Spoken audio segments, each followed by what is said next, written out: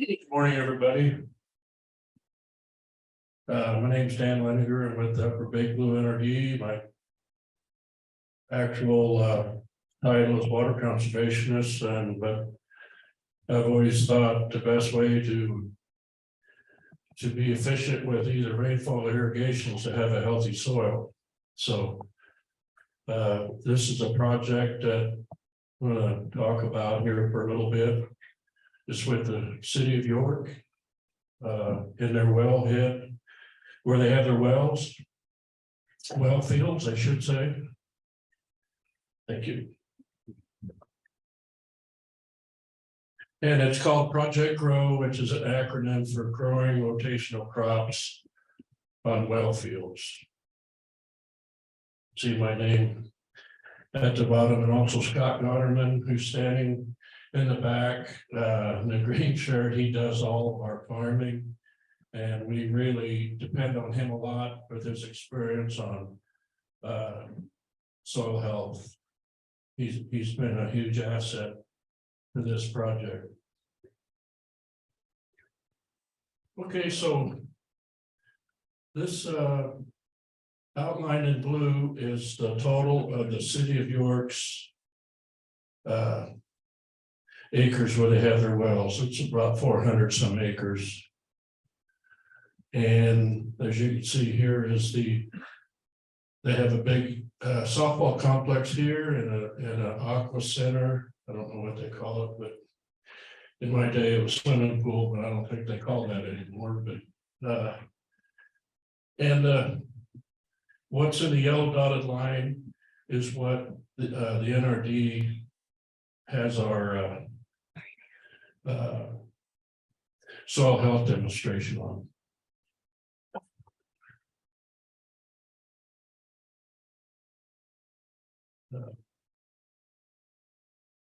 It's approximately 120 acres of the 400. And we have a pollinator habitat field here, and also a community garden and berry shrubs. We have some, if people from town want to come out and have a garden, we have garden plots there for them.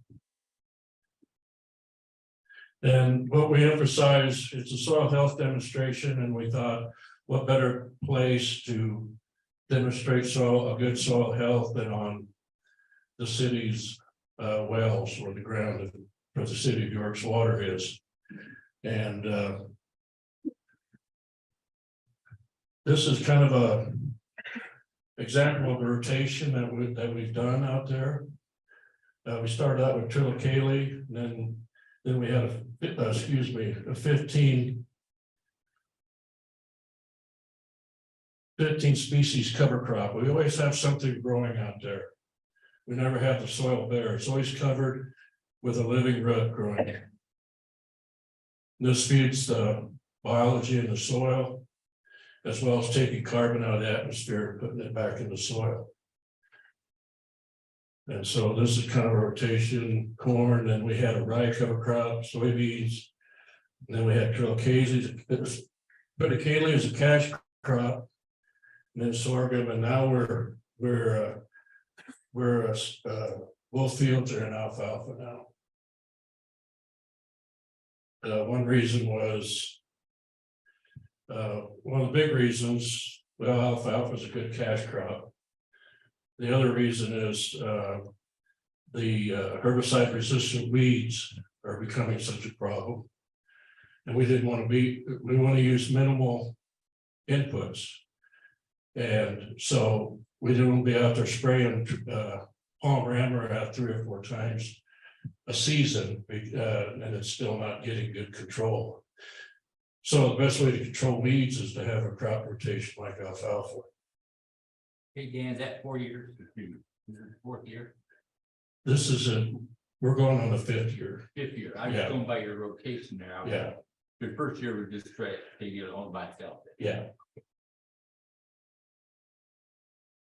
We follow the 5 principles of soil health, and probably you all seen this before, but soil armor, we always keep the ground covered. We never have any bare ground out there. Minimize soil disturbance, we don't till. Plant diversity, as you can see, we always plant a different crop. We never plant the same crop twice. This helps break up the weeds and insect cycles. We always have something growing there, continual live root. As soon as Scott pulls out of the combine, or the drill pulls in right behind him and plant a cover crop. And livestock integration, if we have a cover crop, we like to get cattle out there and graze it. There's a picture here of several years ago on the wall of cows that we had out on cover crops. It's really good for the soil. They, with the manure and everything, they really recycle nutrients very quickly. I'm gonna do a little skipping here.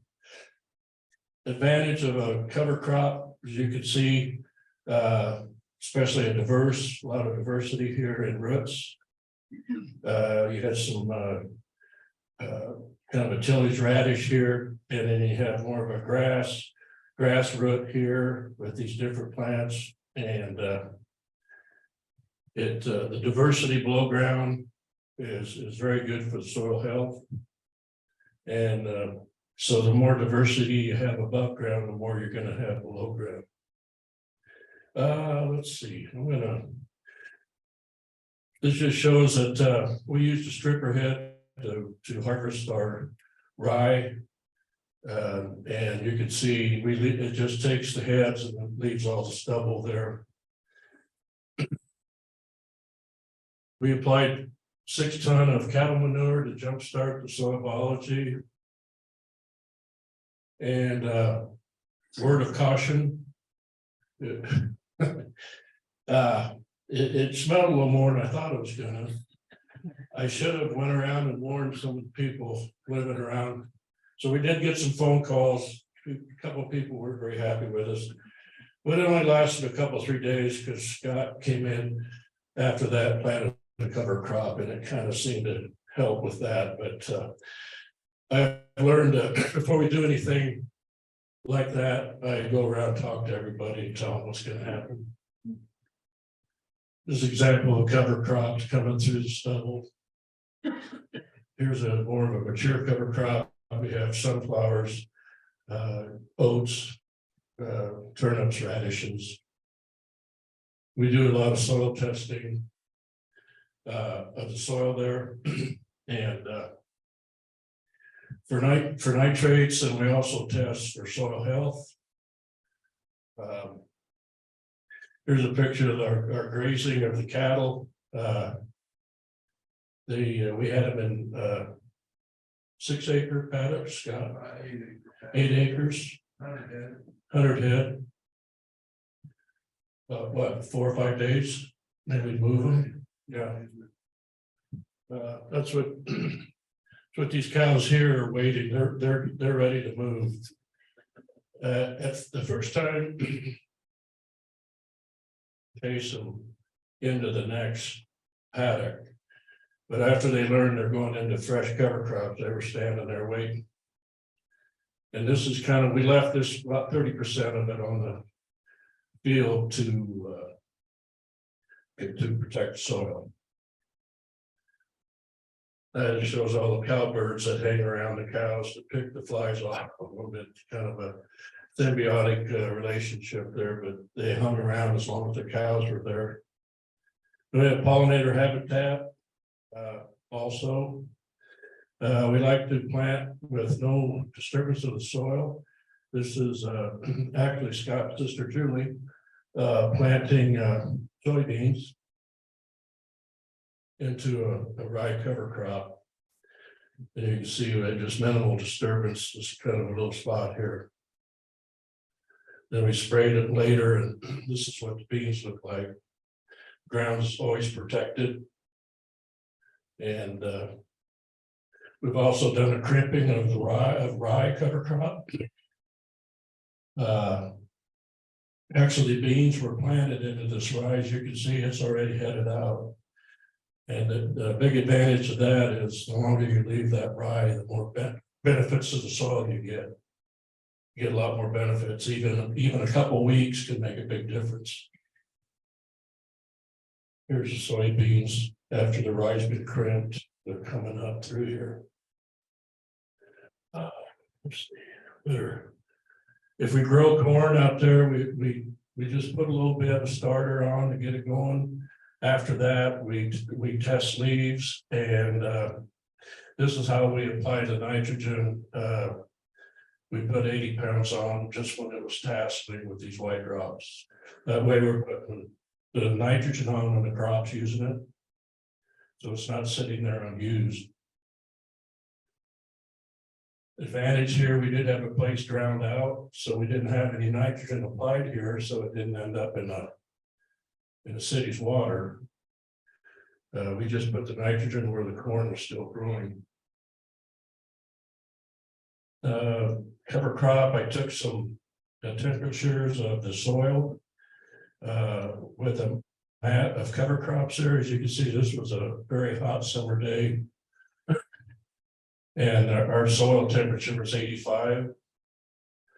Across the road, you can see there's no cover crops at all, no cover. It was actually more like 100 degrees. And when the soil gets that warm, all the microbial activity stops. It's just too warm. At 85, you're still getting microbes working, you're getting recycling of nutrients. There's just some of the tests we take.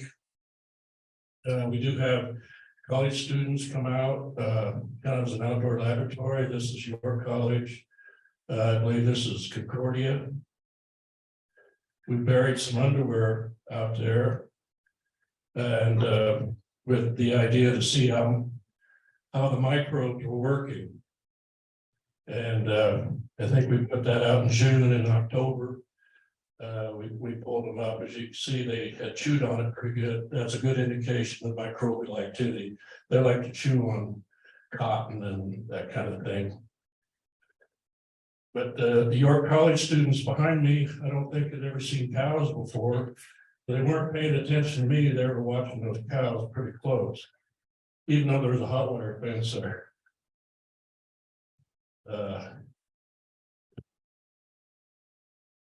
This is a picture of our corn that we planted. As you can see, the ground is covered with a cover crop, protect the soil. This is a shot of our field here that we manage. Here's a field that the city has that's under different management. And this usually gets tilled, no cover crops. As you can see in the summer, all the variation in the soil, because the soil isn't that healthy here.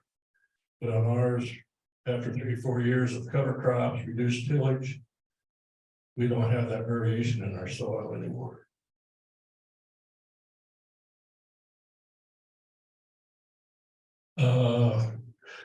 I don't want to get into the expenses, but I could say that our first year we lost some money, but ever since then we've been profitable.